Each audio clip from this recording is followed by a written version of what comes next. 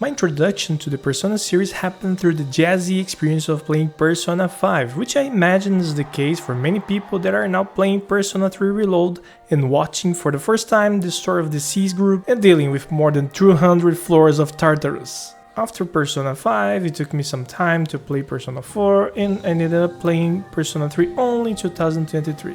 Going with the portable version and following the canon route was the basic experience I needed not only to prepare myself for Reload, but to know how the game that in some way introduces the format we see in Persona 5 years later was. And now, after playing Persona 3 Reload, I believe it is time to say some words about what we lost in the new version. Persona 3 Reload is super good. It's not only gorgeous, it's really good, and I was happy to see how Atlus improved so much of the old version in the remake. Well, in any case, what I'm trying to say is that Persona 3 Reload is great, and you should totally play it if you are into Persona games, RPGs, and so on. However, if you ask me if Reload is better than the older version and it should be considered the definitive version of playing Persona 3, I will have to tell you that this is not the case. Persona 3 Reload can take the place of Persona 3. This state is not motivated by some sort of nostalgia, nor do I want to understate the experience of those who only played Reload.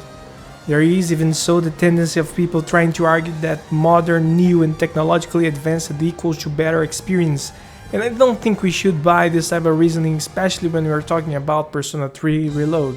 First of all, this is a remake, and as such, the idea is not and shouldn't be to replicate what has been accomplished with the original material.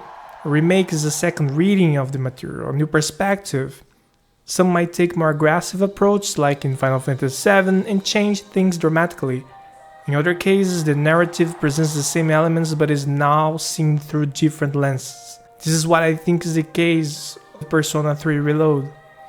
For me, the biggest difference is the change in terms of how the existential dread that involves the world of Persona 3 is portrayed, the agony that comes with the awareness of our mortality. Up until Persona 3 Portable, the art direction of the game carries its weight when it comes to showing us players a world where people have lost hope about the future and seeing life a meaningless existence in which we walk toward suffering whether we like it or not. Without the atmosphere created by the visual elements of the game, seeing characters asking about the meaning of life seems more like the kind of question a teenager asks when they are lost in their own thoughts. In other words, Persona 3 used to be pretty pessimistic toward the world. Persona 3 Reload tells the same story you can experience in P3 Portable, sure, but for me, the more shiny P5-like visuals change the game, giving it a more optimistic vision of the world. So the weight of what happens in the story and the cost of challenging death feels more easygoing, a whimsical endeavor of teenagers making the most out of their time in school. Persona 3 Reload is not a bad game at all, and I think it works perfectly as an introduction to the series or to the P3 characters. At the same time, I hope these same players look for ways to play the older versions of Persona 3.